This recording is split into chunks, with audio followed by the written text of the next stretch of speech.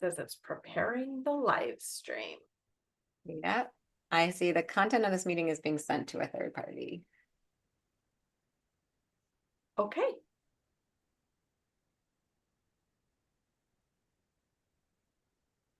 Oh, it looks like we're live. Are we live? Okay. Yay! Awesome. Our first live. So fun. And I absolutely love today's topic because this is the reason why I say if you have toes or know people with toes, knowing how to do toe reading is life-changing. Yeah. So today we're going to talk about like how toe reading can show up in your daily life, how it can become an part of your daily self-care. Yeah. And so Chris, oh yeah, go ahead. I would say your daily self-care. So this is work on self always, and how you interact with others when you glance at their toes. I mean, it's a win-win here.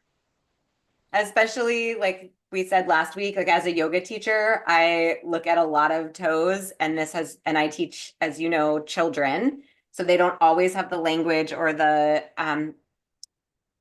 even the self-awareness to be able to communicate some of the things that are going on. And toe reading has absolutely revolutionized how I'm able to connect with them. So I'm really excited about this topic. So Christina, like, let's just get started. Let's jump right in. Like, what are some of the ways in which toe reading shows up for you every day? Well, there's a few ways. One, I look at my toes every single time I take a shower. So at least once a day, I'm like looking at my toes to see how are things changing. Did I break a toenail? How is that one toe that I've been working on doing? So just like that observation. And then of course, shower time is such a great time to do some work with your toes because you're going to wash them anyway. So why not massage them, talk to them, give thanks to them. Just ask if there's any messages. Like it's the perfect time and it takes no time. Like it's just part of your daily routine. And that's what I love. This is so practical. It's so practical. And then as you're interacting with people at different times, this is especially true if it's summertime and people are wearing toe exposing shoes. Like when you're having a conversation with someone or you've just met someone, just glancing at their toes and understanding some of the messages helps me interact with that person in a way that is deeper, and depth of conversation, depth of connection, even in just an acquaintance or like a brief meeting is important to me. And I have always had the kind of the thought, and then when I put it to words, it is this: I don't care as much about what people think of me as what they think about themselves when they're with me. And I want them to feel great about themselves. Yeah. When people leave my presence, I want them to feel good. And so I use toe reading all the time to help me accomplish this goal. I love that. I mean, that's the what is my Angelou quote, right? Like people remember how you make them feel. Mm-hmm. And yeah, I think it's such a impactful way because like as an example from like that you and I've talked about before, when you see that somebody's like toes are gripping the ground, right? And we both have lots of stories about this. There's intuitively you're like, oh, like they're holding on to something. There's something that they want, like either want to say or that they want to do, or that like a way that they're feeling. Um, and and so when you notice that, and then you can show up from that energy of like, are you like, they're probably not feeling safe right now in this space, in their body, in what's going on in their life right now. So you can just show up and be like, how are you doing? And when they say fine, because inevitably they're going to say fine, right? We've been programmed. And be like, really? Like, are you really fine? Like, tell me more, and start really staying in that curiosity mindset and asking questions, which will help them feel seen, right? And And so it is a really sort of way of showing that you're safe and showing that you're intuitive and showing that you see them on a deeper level than just what's coming out of their mouth. And this shows up a lot, I think, when we work with children. It also shows up a lot, you and I've talked about when we work with our partners, with our husbands, right? Like who might not feel as comfortable sharing things. Like you just know something's going on and they're not using their words, and you can start digging in more. So, Yeah. do you want to share an example of how? Because I know you've got Well, great ones, but are the best ones. I have some really good ones, and I would love to hear also from you, but I'll share a couple of them right now. So um I'll give a couple of practical tips and then I'll show you how I applied these. So when I first meet people, if I can see their toes, I usually look at their first three toes. Just those give just this quick snapshot. And so, for example, if they have a prominent third toe, that's the action toe, I'm going to be asking them questions about what they do. What do you do? What's your favorite activities? What kind? So, like this action. So, because I know that they want to talk about things that they do, because doing is taking action is an important part of their life, an important part of their identity. And so there's a quick tip. If they have a second toe, depending on how that second toe is presenting, a lot of times you see a curved second toe like that. And if it was stretched out, it would be long.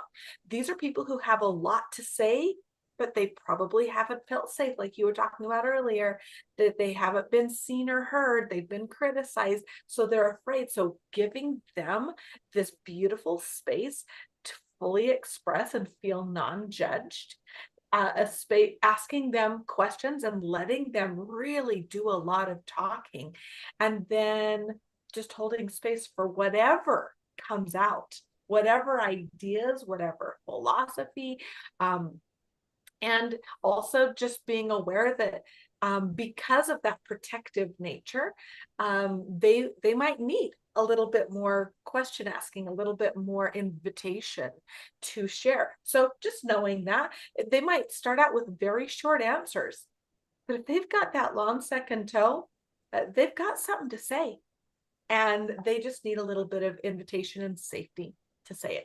Looking at their big toe, their life path or their spirit path, that gives you a lot of information about how they're feeling at any given moment.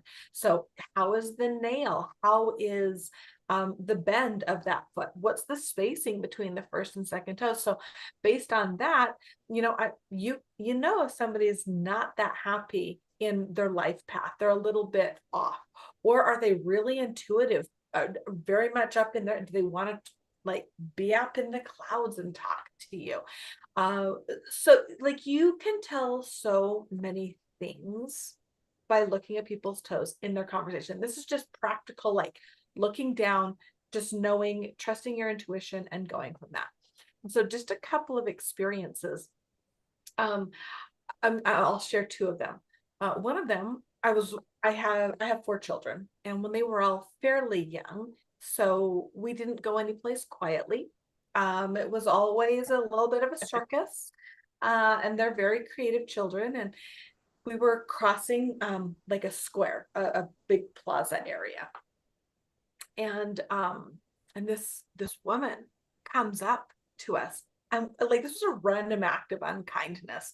Like it was just one of those things where you're like, "Whoa, wow, like I don't know you. I don't know what triggered you so much." And of course, me being like mama bear, that was my first, instinct.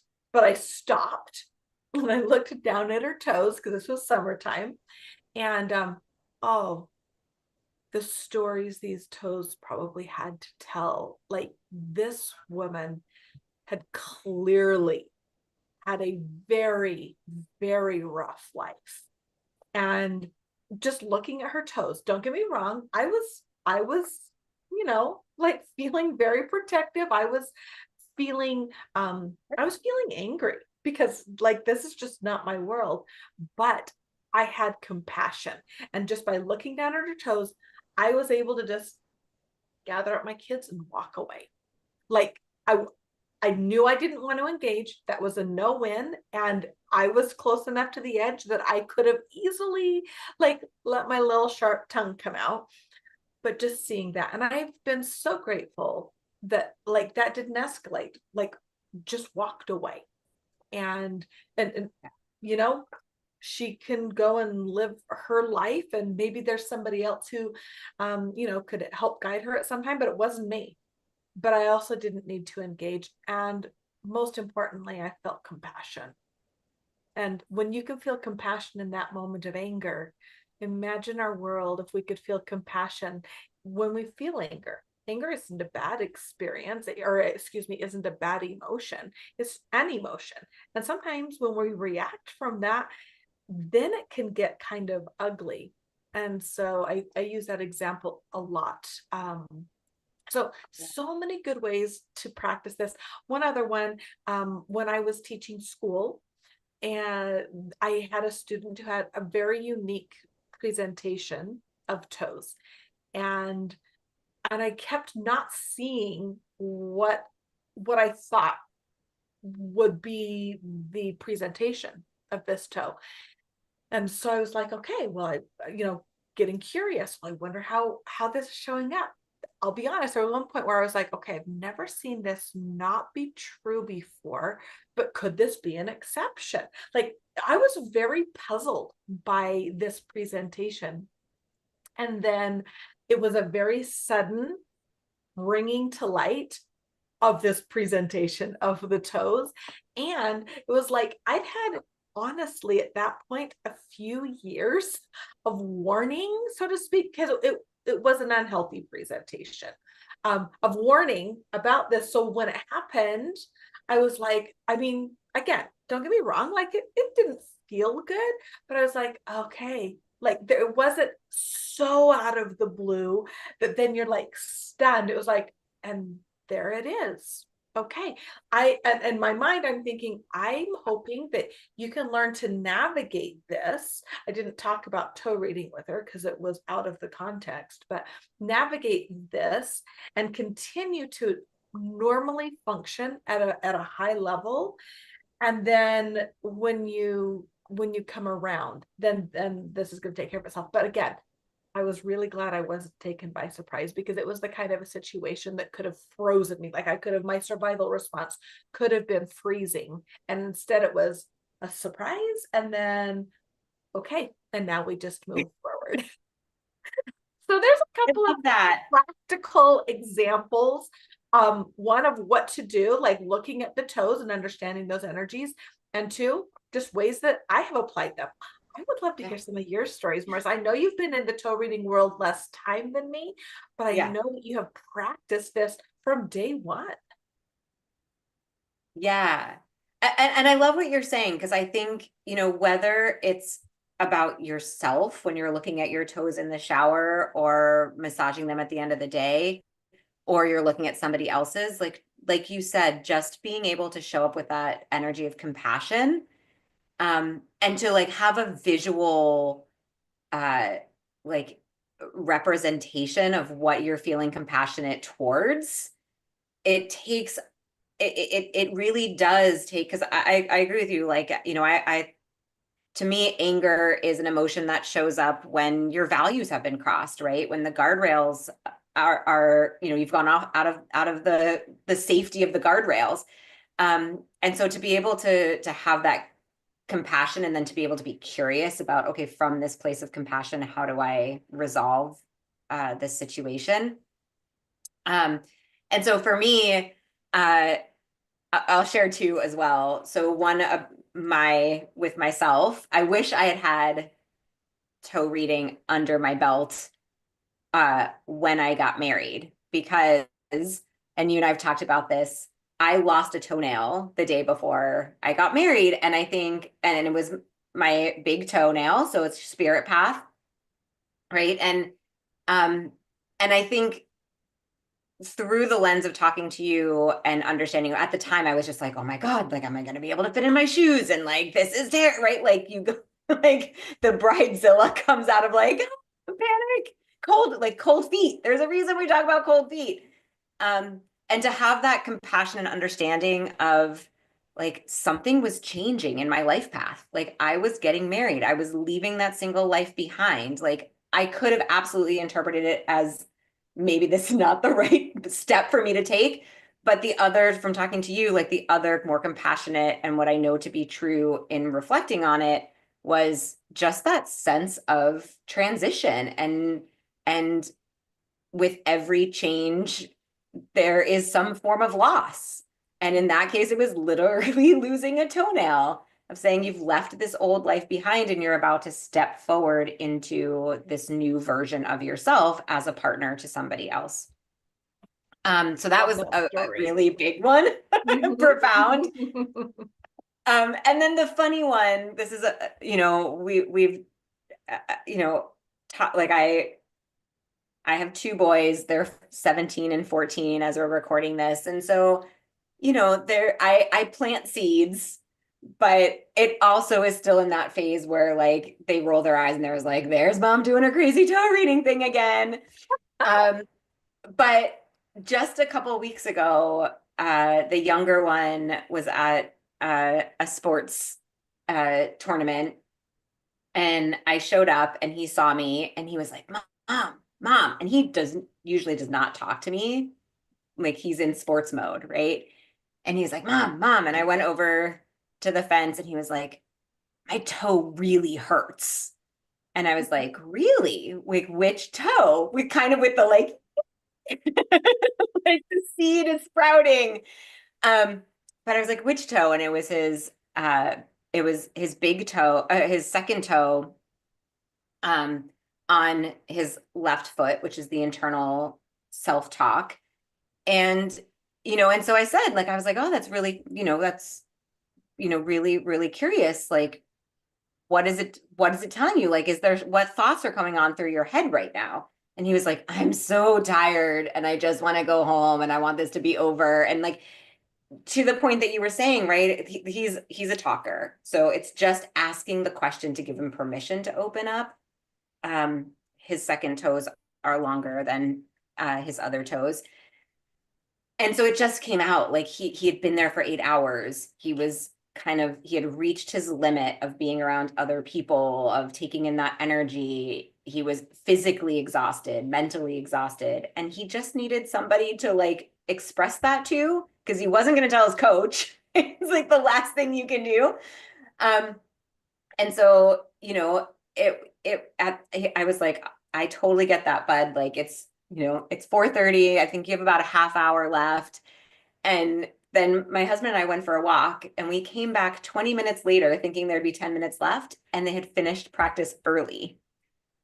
And it was such like, and he was just like waiting by the car, like, ready to be done.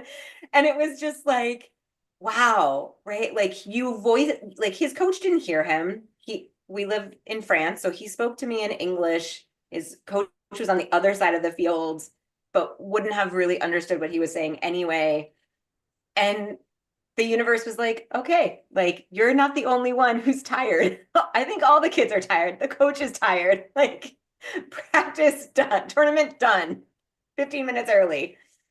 And so that's kind of the most a recent one where, you know, um, being able to share this with other people and then see them know and use it as an opportunity to have the connection is really beautiful to see too. So It's been so fun, Marissa, to watch you over the last couple of years really apply this to your kids, to your family. And just, I want to just reflect this to you. So 2 years ago, no knowledge. I mean, you've been talking to your boys about human design and these skills that you had then. And then when you got the toe reading, just the different ways that has shown up. and really up leveled the way that you've been able to interact with your boys as much as you know about them from your human design work. It's really inspiring. And you know, our children really do come with an instruction manual, you I know, do. but we have different modalities and we have the toe reading. And the toe reading is such real time information as well as what's been happening. And I really love that. So that's such a practical application is in your parenting and in your interaction with people. And then of course with yourself. The reason why I started the toe reading academy was because my second toe on my right side was doing some twisty weird stuff and I was getting fungus under it, and that's not something I had ever dealt with before.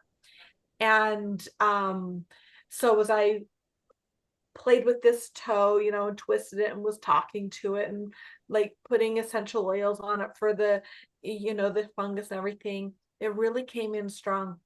It's time for you to share this body of knowledge that you've been working in for almost 20 years with the world. Yeah. And so thank you, Toes, right? Yeah. Those Thank you, practical Toes. application. The Toes started a whole business, and we've taught dozens of people now how to read toes. Yeah. Yeah. It's awesome. It's such a powerful and I think it goes to what you're saying about the manual. One of the things that I think really relieves my anxiety is to have something concrete that I can look at, something, right? I mean, one of the things I loved about human design was I could say, like, here's this map. Here's this picture that shows how you and I are the same and how you and I are different. Mhm. And toe reading is that same thing, right? It's a tangible way. We can talk about energy all day long. And you and I are both energy healers. We both work with energy. Trying to explain to somebody like, oh, your energy feels off, or how, like, there's a level of understanding and openness that they have to have, which is very different than when you're like, do you see your big toe doing that thing? Like, right, where they're like, oh, I see it. And so it is just for those people who are listening, and I think this is part of why I'm such a convert to it, as much as I had the aversion to toes before, is because it's like, even if I don't like looking at toes, I know that the toe is telling me something. And by looking at it, I know what the message is, and then I can do something with it. And so it helps relieve that anxiety when I feel uncertain, when I feel, right before, when I used to like stub my toe on the way up to bed, or right. And you just like, you're cursing and you're angry, and like, to be able to then have that compassion of like, which toe was it? And what is that message? And, you know, why was it this toe on this foot? It really does allow you to get back into that driver's seat of your life, and to feel less uncertain, to feel less unsure, to be able to verbalize your vulnerabilities, your fears, your doubts, your worry, your wins, right? And so it's such a tangible tool that that is so easy and so powerful, that I'm just Percent. so grateful to have met you and have had it brought into my life. So Well, it's such a blessing to everyone. So again, if you have toes or you know people who have toes, toe reading is such a beautiful skill, such an easy way to deeply interact with people and to really make needle moving changes and celebrate and all the things right there, because all the stories are right there in your toes. this was a wonderful Toe Talk Tuesday. Toe Talk Tuesday, like and subscribe, and we will be here every single week.